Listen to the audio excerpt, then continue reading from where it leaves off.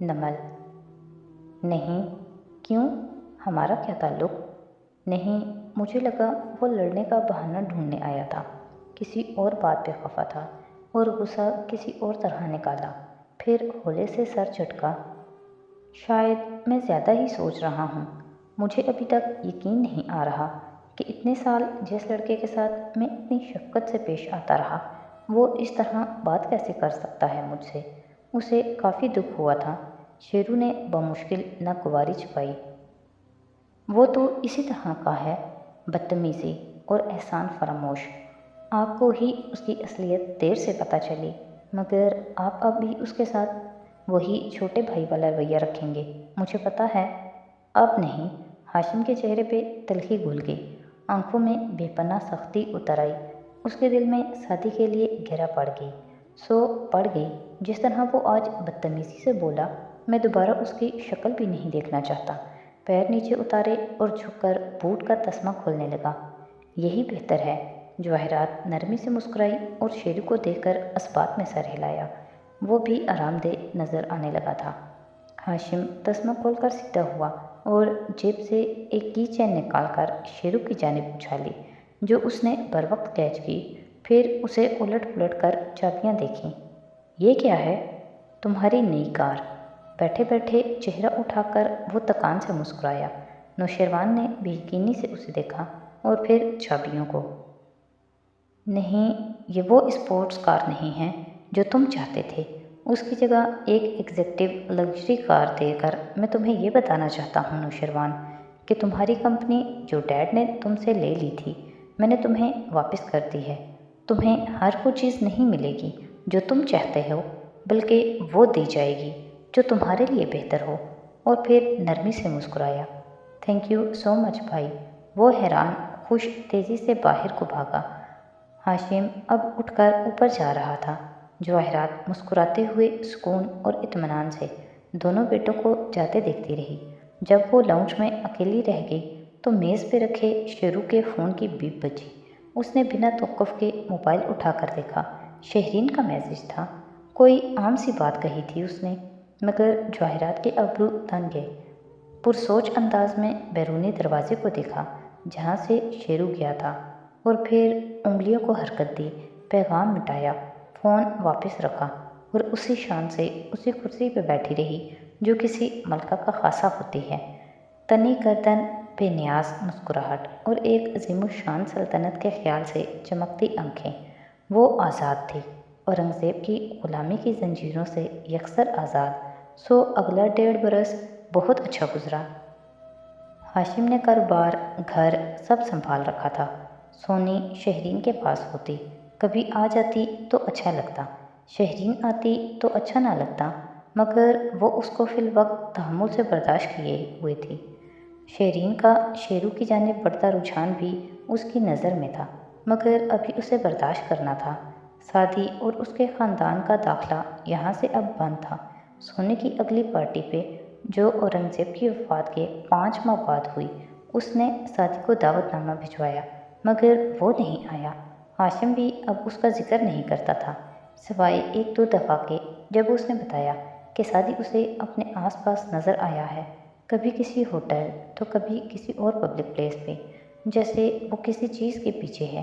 तो जवाहरात ने नज़रअंदाज किया, मगर हाशिम ज़्यादा अरसा इस बात को नज़रअंदाज नहीं कर सकता था। ये अरसा भी इसलिए तवज्जो नहीं कर सका कि बाप के मरने के बाद टेक ओवर करना, हर शय संभालना, इस सब खेड़ों से उसे मसरूफ़ कर दिया। ऐसे में किसके पास इतना वक्त था कि जेल में जहन्नम वासिल हुए कज़न या उसके भांजे की फ़िक्र करे। उसे जिस दिन शादी को चेक करने का ख्याल आया, फारिस उसी दिन रिहा होकर उनकी ज़िंदगियों में वापस पहुंच गया, और जैसे पुरसुकून नदी में ज़ोरदार पत्थर आन गिरा था। आज 1.5 साल बाद की इस खामोश दोपहर, जब जवाहरात जुमर के घर से वापस फारिस की हमरा लौटी और अपने खाली घर में उसी ऊंची कुर्सी पर बैठी थी, तो अपने एयरिंग पे उंगली फेरते नम आंखों से उसे वो सब याद आ रहा था जो याद नहीं करना चाहिए था। और हाँ, एक बात वो अब भी जानती थी, हाशिम इतराफ़ करे या नहीं, वो आज भी शादी से मोहब्बत करता था। وہ آج بھی اسے مس کرتا تھا۔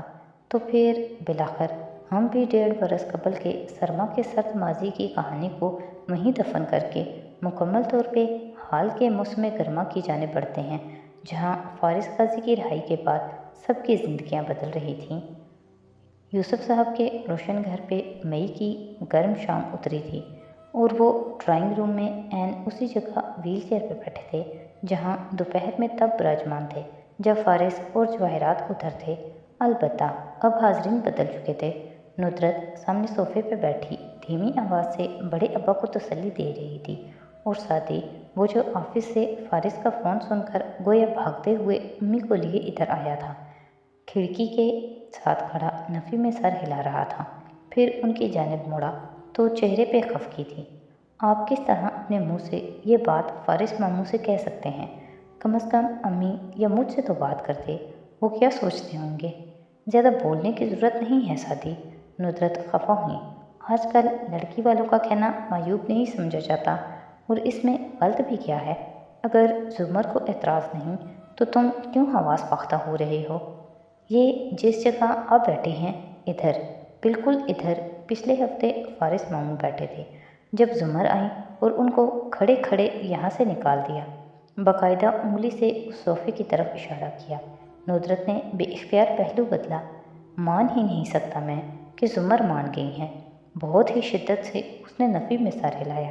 بڑے ابا نے گردن اٹھائی، بے بسی سے اسے دیکھا۔ وہ مانی نہیں ہیں، بس اس نے کہا کہ جو میری مرضی ہو میں کر دوں۔ یعنی کہ آپ لوگ ان پہ دباؤ ڈال رہے ہیں؟ ایسا مت کریں بڑے ابا، وہ ناراض ہوا، اور اسی جگہ کھڑے ہو کر تم نے پچھلے ہفتے سادی مجھے کہا تھا کہ میں زمر کی شادی کر دوں فارس سے۔ وہ لمحے بھر کو چپ ہو گیا، مگر ایسے نہیں کہ وہ زبردستی یہ فیصلہ کرے۔ تو پھر جاؤ بیٹے، زمر سے بات کرو، اس سے پوچھو کہ بغیر جبر کے بتائے وہ کیا چاہتی ہے، میں وہی کروں گا جو وہ چاہتی ہے۔ ساتھی کھڑا لب کاٹتا رہا۔ وہ الجھا ہوا تھا، خفا بھی تھا۔ کیا چیز غلط تھی وہ سمجھ نہیں پا رہا تھا، مگر کچھ صحیح نہیں تھا۔ مجھے اس سب میں مسز کاردار کی مداخلت نہیں پسند آئی بڑے ابا۔ وہ کیوں اتنی بے چین ہیں زمر کی شادی کے لیے؟ ان کو کہا تھا میں نے کہ زمر کو شادی کے لیے قائل کریں، وہ میرے کہنے پہ مداخل کر رہی ہیں۔ ان کی وضاحت پہ ساتھی نے الجھے الجھے انداز میں بالوں میں ہاتھ پھیرا۔ مجھے نہیں پتا، مگر مجھے یہ اس طرح ٹھیک نہیں لگ رہا۔ وہ اسی متفکر چہرے سے باہر نکل آیا۔ لان میں شام اندھیری ہو چکی تھی۔ وہ برآمدے کے اسٹیپ پہ بیٹھا کچھ دیر سوچتا رہا، پھر جیب سے موبائل نکالا اور جواہرات کا نمبر ملایا۔ فون کان سے لگائے سنجیدہ آنکھوں اور تنے تاثرات کے ساتھ دوسری جانب جاتی گھنٹی سنتا رہا۔ سادی، اتنے عرصے بعد فون پہ تمہاری آواز سنی، کبھی کبھی ہمارے لیے وقت نکال لیا کرو، وہ نرم خوشگوار انداز میں بولی تھی۔ آپ یہ گلہ ایسے کرتی ہیں جیسے خود بھی واقف نہ ہوں کہ اب میرے لیے وقت کس کے پاس نہیں ہوتا۔ چاہ کر بھی وہ بیزار نہیں ظاہر کر سکا تھا خود کو۔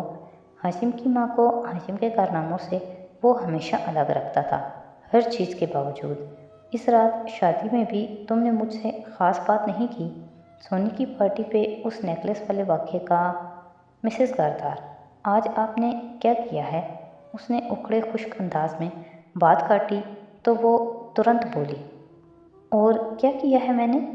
مجھے نہیں معلوم آپ کیوں زمر اور فارس کی شادی کروانا چاہتی ہیں، مگر وجہ جو بھی ہو میں نے بڑے ابا کو کہہ دیا ہے کہ ایسے کرنے کی ضرورت نہیں، اس نے سختی سے کہتے گویا بات ختم کی۔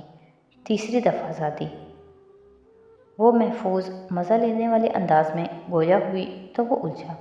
سوری، پہلی دفعہ بچپن میں زمر کے جہیز کو آگ لگانا، اور دوسری دفعہ 4 سال پہلے زمر کو ایک خطرناک کیس میں دھکیلنا۔ دوبارہ تم نے اس کی شادی نہیں ہونے دی، اب تیسری بار رکھنا ڈالو گے؟ Excuse me? بے یقینی سے اس نے فون کو کان سے ہٹا کر دیکھا۔ مشکل بات نہیں کی میں نے، تم نے خود بتایا تھا بچپن میں وہ تمہیں اپنی شادی کی چیزیں دکھا رہی تھی، اور پھر وہ چلی گئی اور تم وہیں کھیلتے رہے، پھر کھیل کھیل میں آگ لگ گئی اور اس کا جہیز جل گیا۔ میں اس وقت 10 سال کا تھا مسز کاردار۔ کچھ دیر پہلے کے تنے تاثرات غائب تھے، اور وہ پھیکے پڑتے چہرے کے ساتھ بمشکل بول رہا تھا، اور تم اچھی طرح جانتے تھے کہ تم کیا کر رہے ہو۔ وہ شاید مسکرائی تھی۔ تم سے کھیل میں آگ نہیں لگی تھی، تم نے جان بوجھ کر آگ لگائی تھی۔ اس نے محفوظ سی ہو کر سرگوشی کی، اور وہ دم سادے سانس روکے بیٹھ گیا۔ میں اس وقت 10 سال کا تھا مسز کردار، مگر وہ کہے جا رہی تھی، وہ تمہاری بیسٹ فرینڈ تھی، اور وہ شادی کے بعد کراچی چلی جاتی۔ تم جیلس ہو گئے تھے اور انسیکیور بھی۔ جب مجھے تم نے بتایا تھا تب میں نے تمہاری آنکھوں میں پڑی تھی بچے، وہ آگ تم نے خود لگائی تھی۔ میں اس وقت 10 سال کا تھا مسز کردار، بدقت کہہ کر اس نے نچلے لب دانت میں پیوست کیے، جیسے ڈھیروں ضبط کیا ہو۔ آنکھوں میں نمی آئی تھی۔ مگر اب تم 10 سال کے نہیں ہو، اب بڑے ہو جاؤ اور اپنی پھپھو کو اس کی زندگی گزارنے دو۔ اس کے رشتے میں مداخلت مت کرو، کیونکہ جب تم مداخلت کرتے ہو تو وہ صرف نقصان اٹھاتی ہے۔ آپ یہ اس لیے کہہ رہے ہیں تاکہ میں اس معاملے سے خود کو الگ کر لوں اور آپ کا جو بھی مقصد ہے وہ پورا ہو جائے۔ اس نے کمزور لہجے کو مضبوط کرنے کی ناکام جہد کی۔ ہاں، میں اسی لیے کہہ رہی ہوں، مگر یہی سچ ہے، کیا نہیں ہے؟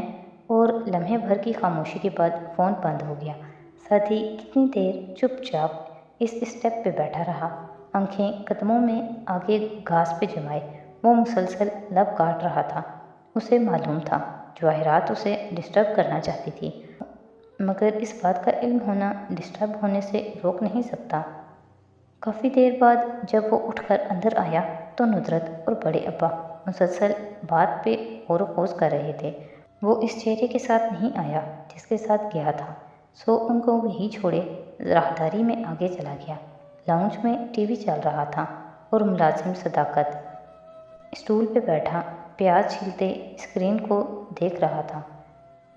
اسے دیکھ کر شرمندہ سا اٹھنے لگا، مگر ساتھی مزید آگے بڑھ گیا، زمر کے دروازے پہ دستک دی، پھر اسے دھکیلا۔ وہ اسٹڈی ٹیبل پہ بیٹھی تھی، فائل پہ جھکا لیمپ جلا تھا، اور وہ گردن ترچھی کیے قلم سے کچھ لکھ رہی تھی۔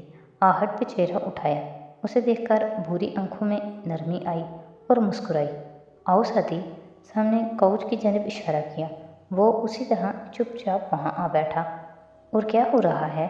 فائل بند کرتے ہوئے اس نے اسی نرمی سے پوچھا۔ ساتھی نے بددقت مسکرانے کی صحیح کی۔ بس جاب چل رہی ہے۔ آپ؟ وہ رکا، سر ابھی تک جھکا تھا۔ ابا نے بھیجا ہے مجھ سے بات کرنے کے لیے؟ جی، مگر میں آپ سے وہ بات نہیں کرنا چاہتا۔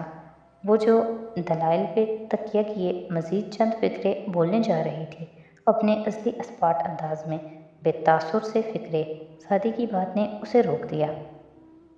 وہ چونک کر ناسمجھی سے اسے دیکھنے لگی۔ تو پھر بڑے ابا نے کہا ہے کہ آپ اس شادی پہ راضی ہیں۔ میں آپ سے یہ کہنا چاہتا ہوں زمر کہ آپ جو بھی فیصلہ کریں گی میں اس میں آپ کے ساتھ ہوں گا۔ سر جھکائے انگلیاں مروڑتے بجھا بجھا سا کہہ رہا تھا، آپ بغیر کسی مجبوری یا دباؤ کے فیصلہ کریں، اپنی زندگی کا فیصلہ۔ میں آپ کو سپورٹ کروں گا۔ زمر نے اثبات میں سر ہلایا۔ الفاظ ختم ہو گئے تھے۔ میں یہ بھی جانتا ہوں کہ اس سب کے پیچھے کوئی وجہ ہوگی۔ آپ ان سے نفرت کرتے ہیں اور پھر بھی آپ ان سے شادی کرنے جا رہی ہیں۔ زمر کے بظاہر پرسکون چہرے پہ سایہ سا لہرایا، مگر وہ اسے نہیں دیکھ رہا تھا۔ سر جھکائے وہ کہے جا رہا تھا، آپ کا دل بھی ان کی طرف سے صاف نہیں ہوا؟ لیکن اس سب کے باوجود بھی آپ ان سے شادی کرنے جا رہی ہیں، تو آپ سے صرف ایک چیز چاہتا ہوں۔ اس نے جھکی نظریں اٹھا کر زمر کو دیکھا، جو دم سادے اسے دیکھ رہی تھی۔ کیا آپ مجھ سے وعدہ کرتی ہیں کہ آپ فارس ماموں کو کبھی ہرٹ نہیں کریں گی؟ زمر نے تھوک نکلا، یوں کہ اس کی آنکھیں گھنگریلے بالوں والے خوبصورت لڑکے پہ جمی تھیں اور لب خاموش تھے۔ کیا آپ مجھ سے وعدہ کریں گی کہ آپ کبھی بھی ان کو دانستہ طور پہ نقصان نہیں پہنچائیں گی؟ وہ برے اور بھیانک خوف کے زیر اثر کہہ رہا تھا۔ زمر نے خواہ مخواہ چہرہ پھیر کر میز کو دیکھا، پھر لیمپ کو، پھر فائلز کو، اور پھر دوبارہ ساتھی کو۔ اتنا بڑا وعدہ جو انتقام کے ہر ارادے کو مار ڈالے۔ میں اسے نقصان نہیں پہنچاؤں گی، آئی پرومس۔ چند لمحے بعد وہ ساتھی کی آنکھوں میں دیکھ کر بولی، और दोबारा थूक निकला। सादी ने गहरी सांस लेकर घुटनों पे हाथ रखे सर झुका दिया, गोया तने आसाब ढीले किए। जुमर हनूस पलक झपके बिना उसे देख रही थी। फिर उसने सर उठाया, मुस्कुराया और उठ खड़ा हुआ। मैं आपके साथ हूँ, आप जो भी चाहेंगी मैं वही करूँगा और करवाऊँगा। जुमर फीका सा मुस्कुराई। अब्बा चाहते हैं मैं उससे शादी कर लूँ, मैं कर लूँगी शादी। मैंने कहा ना, मैं आपके साथ हूँ। वो दरवाजे तक गया, फिर रुका। मुस्कुराहट मद्धम होकर हज़न में बदली। सर झुकाए बिना मुड़े धीरे से बोला, और मुझे माफ़ कर दीजिएगा मेरे हर उस चीज़ के लिए जिसने आपको नुकसान दिया। आई एम सॉरी जुमर, मैं जानबूझकर नहीं करता, फिर भी मेरी वजह से कुछ न कुछ गलत हो जाता है। और फिर रुके बिना निकल गया। जुमर ने कनपट्टी को उंगली से मसला। उसे लगा उंगलियों में लर्जिश है। चेयर घुमाकर रुख दाएं तरफ किया तो सिंगार मेज़ पे लगा आईना सामने आया, और उसका अक्स भी। कुर्सी पे बैठी घुंघराले खूबसूरत बालों वाली लड़की, जिसके नाक की लौंग दमक रही थी मगर आंखें परेशान थीं। तभी उसका फ़ोन बजा। वो चौंकी। गैर शनासा नंबर आ रहा था। तमाम सोचों को जहन से झटकते उसने मोबाइल कान से लगाया। हेलो प्रोसिक्यूटर साहिबा, मुझे तो पहचानती होंगी आप। और वो फारिस की आवाज़ कैसे नहीं पहचान सकती थी। फिक्रमंद तासुरात बदले, आंखें संजीदा और सपाट हो गईं। जी फारिस, कहिए, मैं आपसे मिलना चाहता हूँ। आप जानती हैं क्यों मिलना चाहता हूँ। वक्त आप बताएं, जगह मैं बताऊँगा। उसने आंखें मींच कर बहुत सी कड़वाहट अंदर उतार दी और फिर हमवार लहजे में बोली, ओके, कल शाम 4 बजे मिल सकती हूँ मैं, मगर किधर। उसी रेस्टोरेंट में जहाँ आपको बुलाकर गोली मारी थी मैंने। क्यों, ठीक है ना। जुमर की आंखों की सर्द मेहरी मज़ीद बढ़ी। शोर और मोबाइल का बटन ज़ोर से दबाकर कॉल काटी। अज़ियत ही अज़ियत थी।